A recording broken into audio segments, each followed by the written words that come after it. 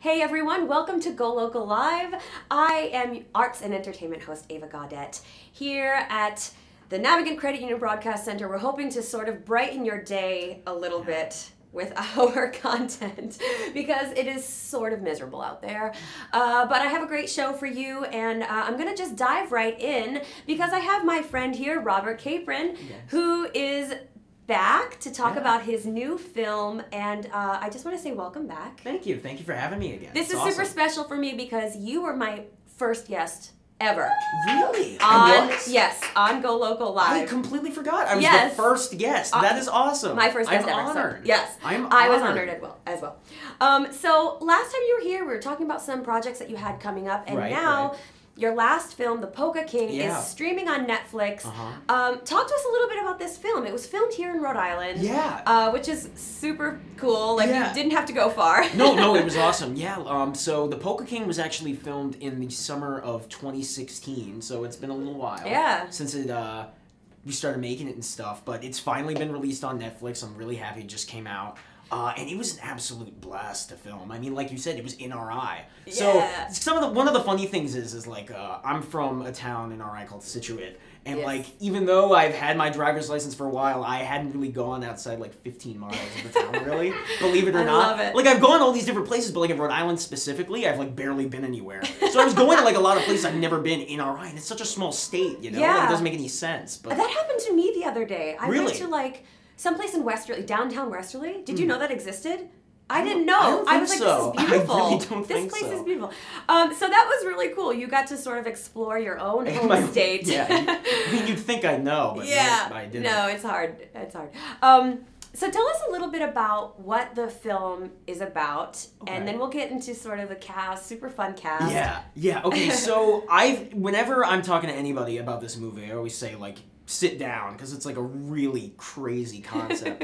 It's about this guy, this Polish immigrant named Jan Levon, who lives in Pennsylvania. He plays polka music for a living, and he's got his own like store full of like Polish trinkets and stuff like that. And so what he basically ends up doing is he ends up turning his like polka enterprise into a Ponzi scheme, where he basically just rips off a bunch of old people, makes millions of dollars, has them invest in him, and like becomes super successful at it. And in the movie, I play his son, David, who is not really aware of what's going on, but as the movie proceeds, he kind of begins to figure out that something's not quite right with his dad. Right. So. And Dad being played by Jack Black, the one and only, super amazing comedy actor. Cool. What was it like working with him? So, is he like off the walls, or is he like sort of more dialed in than you would think? He is very, very funny. Yeah. Like, he's just a really chill guy. Like, one of the things that was really interesting to me was, I was in a movie called The Way, Way Back, and Steve Carell was in that. And I got to meet him, which was really cool. And this was before I saw The Office. I wish I saw The Office before him, because I'm like, oh my God. Right. But anyways, one of the things I noticed about Steve Carell that was so, like, interesting to me was just how, like, calm he was. Yeah. You know? Like, you think a guy that funny is, like, really loud, kind of bouncing off the walls, but he wasn't really. Now, in the case of Jack, because the character he was playing, Jan Levon, is a Polish immigrant, he had to speak with a Polish accent.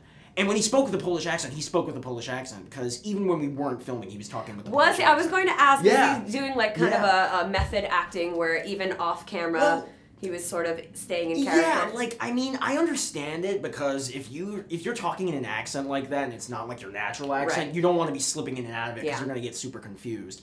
So, like, I got why he stayed in it, but still, it was, like, really funny and a little weird from You're at craft service table. And exactly. No, exactly. He called me Bobby C. the entire time we were filming, which was pretty funny.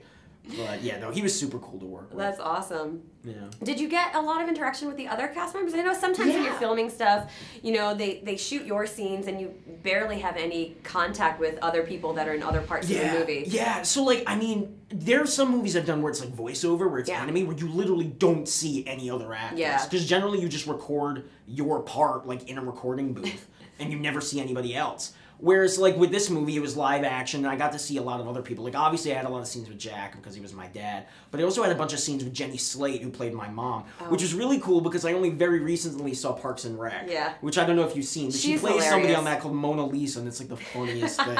I was, like, dying laughing the entire time. And I also got to work with Jason Schwartzman, which was really cool, because even though I saw it when I was 12, and I was probably too young for it, I am a colossal fan of the movie Fantastic Mr. Fox. Yeah. He's one of the main voices in that. And so it was really cool to get to meet him, and of course I said that, which is like the one thing you don't do. But sometimes like, you have to give yourself that. No, like, you have to fanboy a little. But like I did that with Jack too. Did you? Like we were filming in an auditorium, and like they were like moving the camera around or something. I just sat there and I said, I have to tell you something. And he was like, what? And I was like, well, when I was 10, my friends and I went to go see Kung Fu Panda for my 10th birthday party, and it was the best thing ever. So like, thank you for that. I don't know why I said that. I don't know. I'm sure he appreciates it. Well, he did, but afterwards sure I was like, what am I doing? I'm like the most like tropey fanboy alive.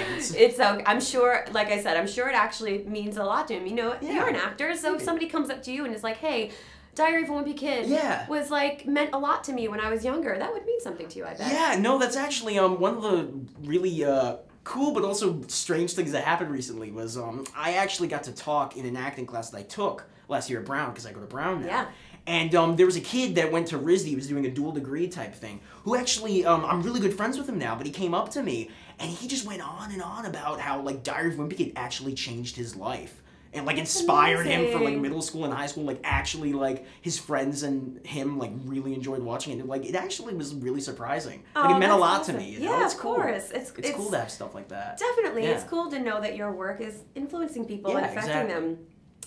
So yeah, you mentioned you're at Brown. So the last time you were here, you were in your freshman year. Now you're getting into your sophomore year. How's it going? It's going pretty well. I mean, I literally just got back for the second semester of my sophomore year, so I haven't even started classes yet. And like Brown's a little different with their scheduling. What they do is they have something called shopping period, where like instead of everybody having to take specific classes, I can take literally whatever I want. Wow. And so for the first like 2 weeks of school, I get to just try out almost literally every single class they have at the school for the most part. Wow, and then you choose which I one? choose what I want for my schedule, and obviously I got to start thinking about what my major is going to be, so I have to kind of curate my schedule based off that, but I've known what it's going to be for a while. What are you going to focus on? I actually think I'm going to double major. I think I'm going to do film, because I like it, and I'm also going to do history, because I'm a total history geek. Nice. So yeah. That's cool. Be a little bit more well-rounded. Yeah, no, exactly. Since you're already a professional actor and working in film. Thank you, I appreciate that. So you also mentioned last time that you were sort of doing your own production and you're kind of working on your own projects. Have you been still working on that? You know, in your spare time? Actually, I was I made a movie with my friends last semester. We submitted to a couple film festivals. I actually got into one. Awesome. Yeah, I think it's showing this Friday. I think like the 26th, Amazing. something like that. Yeah, so that was pretty cool. And then we're actually planning on making another movie this semester. And we had a Kickstarter for it, and we made $6,000. So hey, not half bad. Yeah, no, exactly. We're going to be able to get equipment and stuff. It'll be good. So that brings up a good point. You're going to school full time. You're kind of working on your own creative projects, and then you're still working as an actor. Yeah. You have a recurring role on Elementary, and so they call you every once in a while. Yeah, and you have to get yourself to New York. So how have you been able to balance all of this stuff? It's the type of thing where balancing just work and school and family and friends and all that, it's just a day-by-day basis kind of thing. I mean, I'd be lying if I said that some days it wasn't super, super stressful. Yeah. Like, there have definitely been some days where I just have to do 30,000 different things at once. Like, I remember last semester, there were a couple days where I'd have, like, a couple papers to do, and I'd have 3 auditions come in at once, and I never want to turn an audition down because that's what I want to do with my life. But I've got all these other school assignments, that it's a lot going on. And it's crazy with the auditions, too, because a casting director may give you an audition that's self-tape. They still use the word tape even though there's no tape involved. So it's a self-recorded audition that you send in, and they think, you know, just put yourself on tape. Like it's an easy thing to do, but you have to, you know, work on the material. You have to find yourself a reader. You have to get yourself set up. I mean, it's a lot. Oh, and like, no, it's so funny because like I live in a suite with 4 other people, and last semester I was always so nervous because I'd want to do an audition. I'd be worried that like other people would be in the suite and I'd have to kick them out. I don't want to be that guy who walks in like, I need to do an audition. Like I had to recruit people to read with me, and I had to. It's terrible. Like I always feel bad. Like half of me doing auditions now, when I have to do them in my dorm, is whoever I'm reading with. I just say like, I'm sorry, I'm exploiting my friendship with you. Like, really not right. trying I'm to. totally using you right I'm now. using you right now. I'm very aware I am. I'm sorry. And then I do it like 4 or 5 times. To like, oh, I didn't like that one. Oh, I didn't like that No, one. that's And the then it's thing. You don't want to just do one time, Right. and you have the ability to do multiple takes and pick the best one. Yeah, no, that's the best thing about self-tape for sure. Yeah. But So, do you have any episodes of Elementary coming up? yeah, so I did another episode of Elementary. I want to say last October. The 6th season's premiering a little late this year. It's not starting until I want to say April 30th. Or Oh, something wow. like that. Yeah, so it's like pretty late. But I want to say I'm in the 5th or 6th episode of the season. Cool. So yeah, I'm looking forward to that. I always love doing that, and it's a blast working with everybody. Oh, that's awesome. So let's talk a little bit again about The Polka King. Yeah. Available now on Netflix, and we were talking a little bit back there before we started about Netflix and Right. that format and sort of how, when you started filming the picture, you kind of it wasn't clear what the distribution was going to be. Right. So how do you feel about having something on Netflix, which is like the hottest format right now? It's binge worthy. You can watch this film in bed in your PJs any time of day. Yeah, it's actually really interesting you say that because, like, something that I always find really interesting is, like, I love gauging the projects I've been in based off how my friends my age react. Yeah, yeah, Like, I get totally. a real kick out of that because it's really, like, indicative of, like, where things are going, Yeah. so to speak. And so, like, I've done a couple movies in the past couple years where I say, like, it's coming out this day in theaters. They're like, oh, that's cool. But when I said that The Polka King was coming out on Netflix, my friends were, like, actually really excited. So, like, it just goes to show that, like, that is kind of just the general way that media is moving nowadays. Although, having said that, I'm still very much I love going to the movie theater type of guy. Though Netflix definitely has its benefits, for sure. I can't tell you how much Netflix I watched over winter break. It was bad. It's just really bad. an embarrassing amount of It was Netflix. an embarrassing amount. Let's not talk about Right, it. right.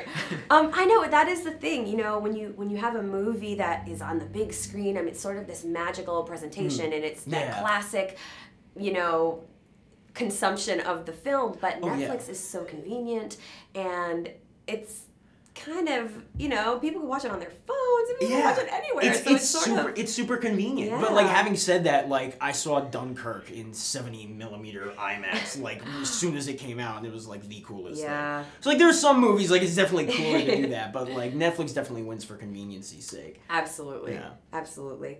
Well, The Polka King available right now on Netflix. You can stream it after you finish watching GoLocal Live, of course. That first. And also you can check out Robert on Elementary coming up in the spring.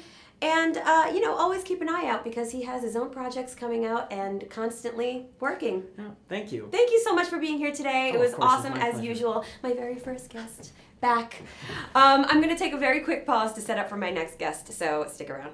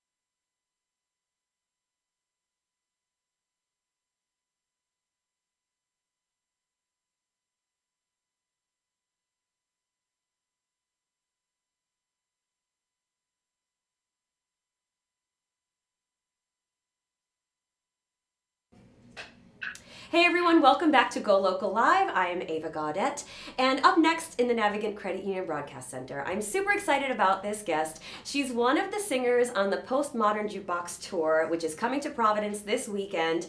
Welcome, Sarah Nimitz. Hi, Sarah. Hi.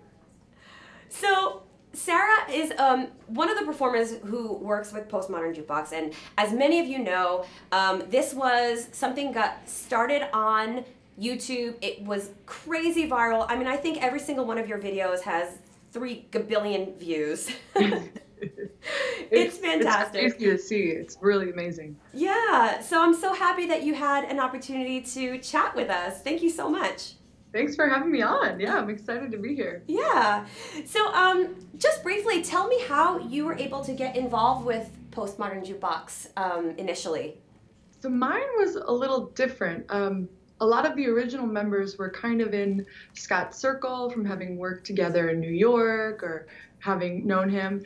And I was just one of the people that had seen their videos online and really loved them and enjoyed what they were doing and the way they were amalgamating jazz and pop. And I found his email from kind of looking around online and just sent him a cold email with a video and said, hey, you know, I love what you do. Do you think maybe we could get together, see if something kind of works? And he watched the video and I guess he liked it because we got together and jammed, and then he invited me to go on a short tour with them. This was 3 years ago for about 2 weeks, and I've been touring with them for a while. This is my 7th tour now. Amazing. Oh my God, I love that story. I actually didn't know how you got involved, and I love that you sought them out and was like, hey, get me involved. That's amazing. Stalking online, it can be cool. I know, no, totally. So what was your first, well, first, I'll give a little background just in case there's like one person out there who hasn't heard of Postmodern Jukebox. So Scott Bradley is the musician who started this, and the whole thing about it is he was doing these cool reinventions of pop songs with, you know, usually some kind of throwback vibe, a lot of jazz, a lot of like Motown, and it just was crazy viral on YouTube. What was one of the first, what was the first video that you guys did together? The first one that I did with PMJ was This Must Be the Place, the Talking Heads song. Oh, cool. And so how does that process work of coming up with the arrangements? Is Scott really coming in with the artistic kind of concept, or do you guys collaborate? How does it usually work? It kind of varies from person to person. I know some singers will come in with a song that they've always wanted to do, and I know that Scott has songs that he really likes that he's started arrangements for and that kind of thing. But my experience with PMJ is really just a collaboration. I'll usually go over to Scott's house, or, back when he had different apartments, and it was kind of starting off, we'd go there and just sit down and look online at different songs that were on charts, or kind of see what was big at that moment, or, different songs that we both liked. So it kind of comes from all over the map, but we'll always sit down at a piano and just kind of sing through them, see how the arrangement feels, and Scott will recommend different vibes that he can imagine the song in, because he's so great with those kind of arrangements and taking a song and just brainstorming some crazy other era that it can belong to. Yeah, I mean, it is really like a genius skill that he has of it really is transforming these songs, and it is so amazing. I think this is probably one of the reasons why it's so successful, because he doesn't lose touch with what the song is. You still recognize it, you still know the song, but yet, I mean, it could be completely different tempo, completely different feel, completely different melodies in some parts, but yet it works. It's truly amazing. Yeah, and that's one of the cool things I think about it too, is that it can be of interest to people from any different age group. You might have someone in their 70s that was around during the Motown era, so they'll hear a version that we did of an Outkast song and go, oh wow, this reminds me of my childhood. Or you might have someone my age who just knows the Outkast song really well from there. So it kind of, anyone can identify with it and make it their own. Totally. How much rehearsal goes into once the song and the arrangement kind of come together? How much rehearsal is sort of required before you shoot the video? Because there's a lot of people involved. Most of the time there's horns, there's all the musicians, sometimes there's dancers. It's pretty incredible. So Scott, after we'll get together, he'll write a chart, and he'll write horn charts and bass charts, and we'll all just show up on the session day, and I'll know what it is because we've played through it. Right. But a lot of the musicians that show up won't necessarily have heard it before. Maybe they'll have gotten charts a little bit in advance, but it moves really quick. So we'll get there and we'll rehearse it and make sure everyone is tight with it. And then we'll just shoot takes and we'll get one we like. But it's always, one take, one complete take with no, studio magic or anything. That's cool. That was going to be my next question, whether it was ever like a pre-recorded sort of lip sung. It didn't seem that way to me, but you never know. Those things are kind of like magical sometimes. You can't tell. Yeah, there's only one where they've done that, and it was really deliberate because it was a one take. So they recorded that all. It was one take moving camera. So that was definitely lip sung, but lip sync? Lip sung? I don't know. But that was very deliberate. But all the other stuff is live and in the room. Really amazing. I mean, the way, it's just so amazing. I absolutely love it. I've loved it since the beginning. And it was funny how you were mentioning Scott's, different apartments, because you can sort of tell at the beginning of this, he has these little, it's probably like some little apartment in LA or something. And then now it's the PMJ Manor, Yeah, exactly. I mean, you can tell he has had some success with this. Yeah, I mean, and well deserved because Absolutely. He's really hard. So it's cool to see people that started out, in their basement apartment in Astoria, getting evicted for making too much noise, being able to have a house and record there. He's a cool guy. So. Absolutely. It seems like he puts in a lot of work and, like you said, very well deserved. Definitely. So this is your 7th tour with PMJ? It is. That's I can't crazy. believe some of them have been, I've done tours from 5 days, a shorter tour in Canada, to 4 months in Europe was the longest one. Wow. Yeah. So this tour is about 5 weeks, 6 weeks with rehearsal. Are you mainly East Coast for this one? This one is mostly East Coast, Midwest, South. We don't really make it out west far for this one. Gotcha. So it's a lot of coats. It's a lot of coats. Yeah, oh yeah. A lot of umbrellas like today. Yeah, definitely. So how do they come up? I know that the PMJ tour is sort of a revolving cast. You guys have a lot of musicians that you work with, a lot of singers.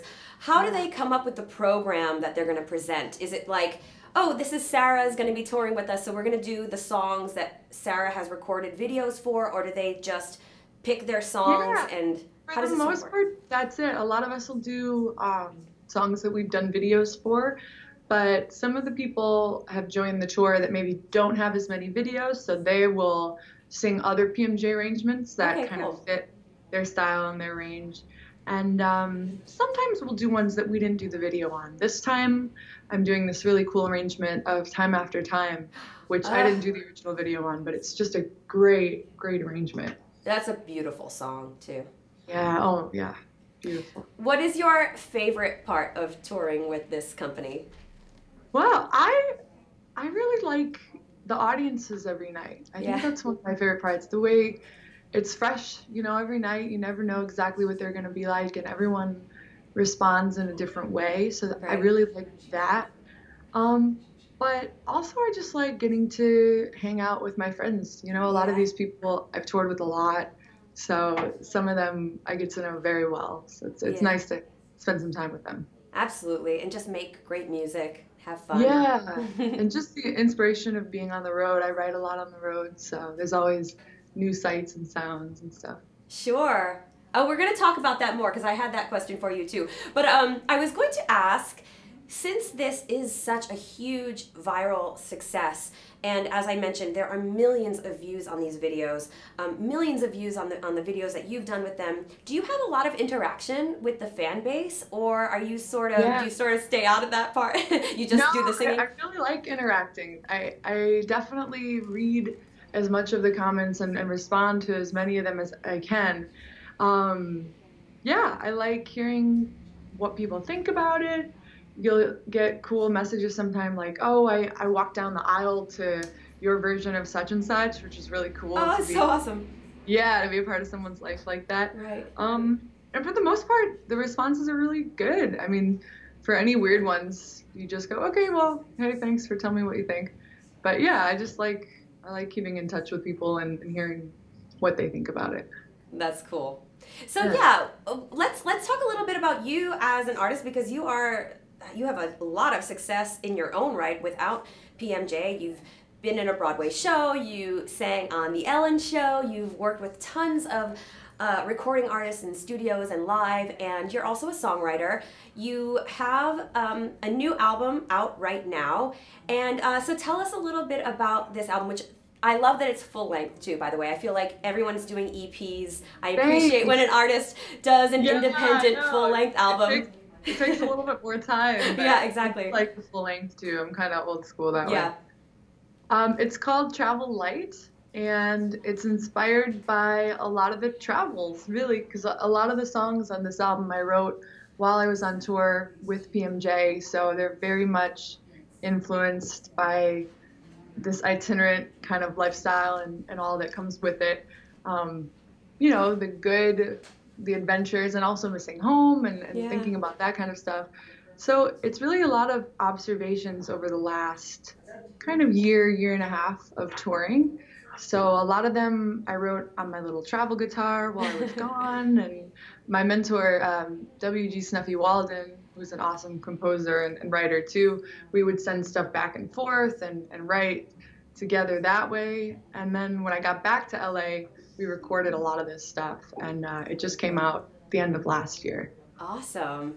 Yeah. I love that you have had this opportunity to kind of utilize your tour life to also support your sort of creativity, because tour life can be a little grueling sometimes, and you know, you spend a lot of time in like nondescript places, you know, or you know, a lot of time on a bus or a plane. So it's cool that you've been able to use the experience to create some great songs.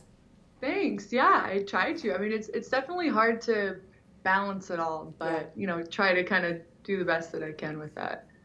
Well, we're definitely excited to have you here in Providence this weekend. Have you been to Providence before? I've never been. Oh my gosh! No, it's my first time. I'm excited. Oh, well, I hope it's not raining so you can spend a little time downtown. It's beautiful here. We love Providence, of course. So yeah, I'm very excited to have Postmodern Jukebox show coming this Sunday at the Vets. The show looks like it's going to be amazing. Obviously, Sarah will be performing. There are dancers. There are other singers. It looks so exciting and amazing. It's a lot going on for sure. There's a lot going on. So, yes, exactly. So, Sarah, thank you so much for coming on today. It was great talking with you. Have a great show tonight. Thanks. And we'll see you here in Providence this weekend. Everyone, check it out. You can go to our website on golocalprov.com or thevetsri.com to get more information about the PMJ show on Sunday. Just stick around. I'm going to take a very quick pause to set up for my next guest. Thank you again, Sarah. Thanks.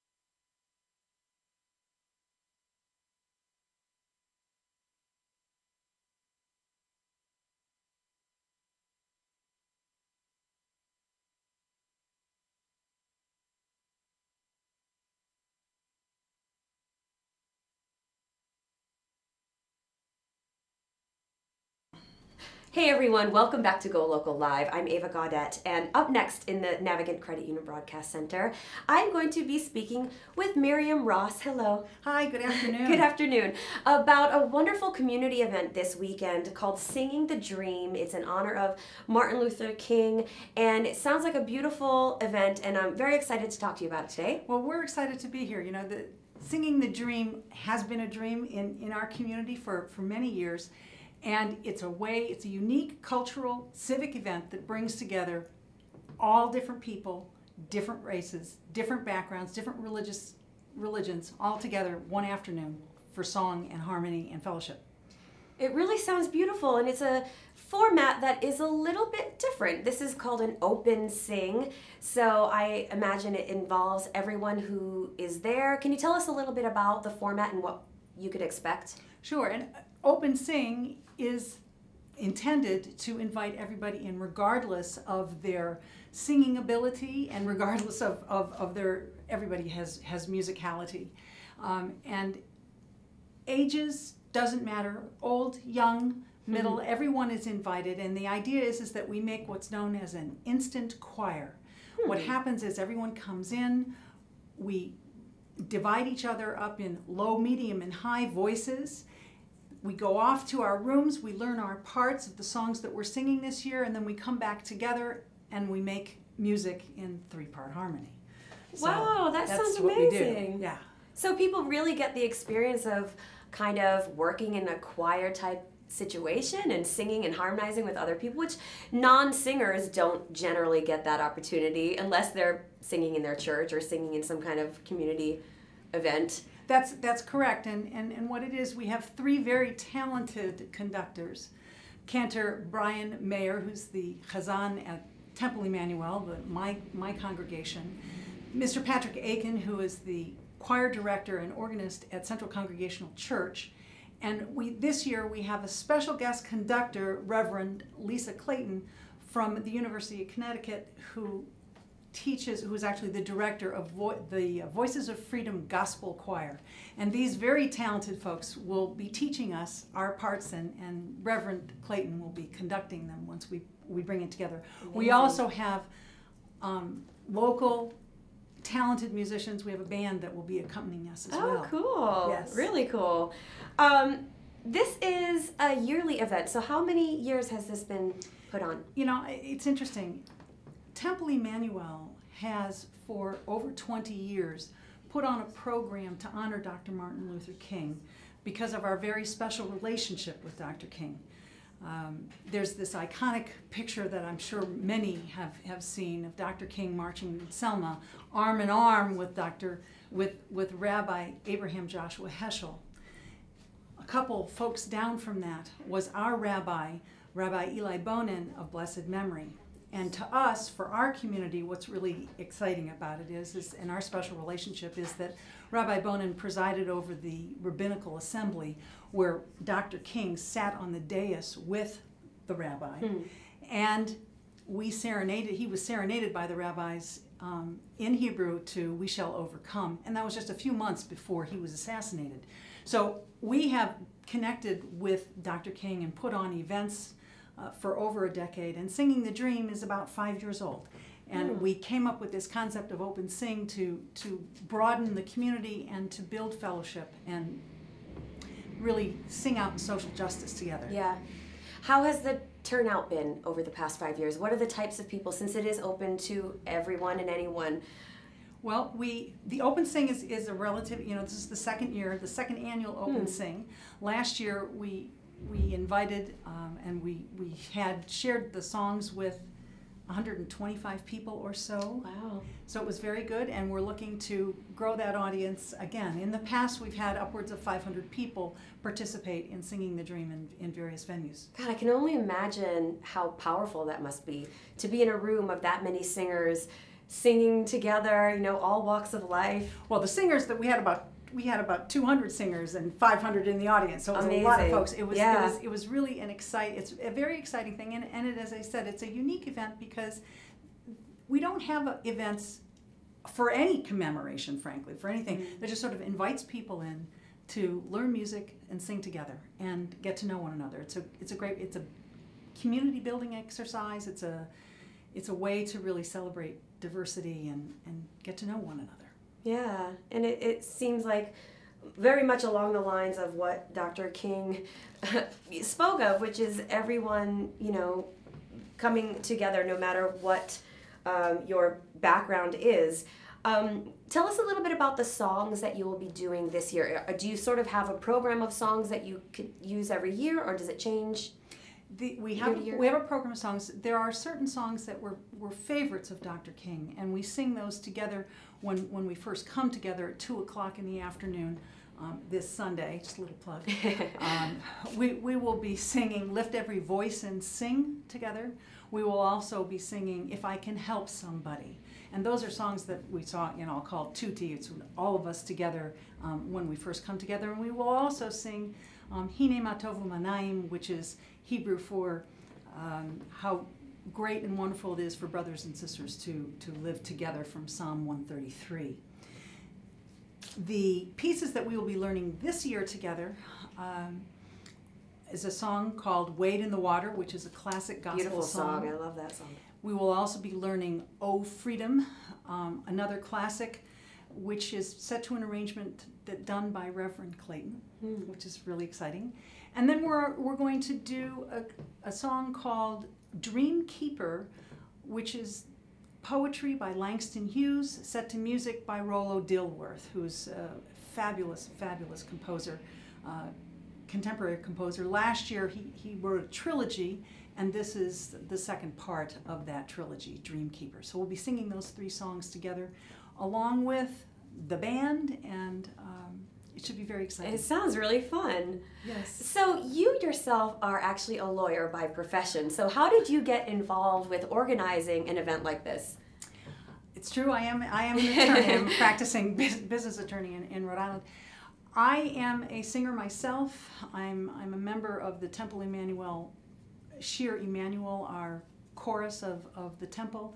I love to sing, and our Cantor Mayor, we have long been involved in putting together large musical productions for the community, as well as the congregation, and as a way to celebrate life, as it were. And so I've gotten involved and have enjoyed very much being a producer of these events. Yeah. What do you hope people are left with after the event on Sunday? There is nothing more joyful or exciting than starting off the afternoon not knowing one note of what the music is and having it come together as a rounded out piece. When you're making music and harmony with other people together, there's something very exhilarating about it. What I hope that comes out of this, and what has come out of this in the past, is a greater sense of community, a bringing us together as a community, and learning about other people. What's better to sing the dream as Dr. King envisioned it. Yeah. So here is the poster. We can give a little info. It is going to be this Sunday from 2 to 5 p.m. There's a $5 charge that you can register online. You can register online at www.singingthedream.eventbrite.com, or you can pay at the door. Great, and it's at the Central Congregational Church on Congregational Church on Angel Street in Providence. So that's correct. Great. Well, thank you so much for coming on today to talk about this event. It really sounds like a beautiful way to bring the community together, especially this month, it being, in honor of Martin Luther King. Absolutely. So thank you so much, Miriam. It was great talking to you. Thank you for having me. So go and check out Singing for the Dream this Sunday. It's only $5, and it sounds like a beautiful way for the community to come together. You can make some music together, and thank you once again for coming on. And that is my show for today. Be sure to stick around at the 4 o'clock hour. We have Kate Nagel with News and Politics. And I will see you next time. Thank you so much. Bye-bye.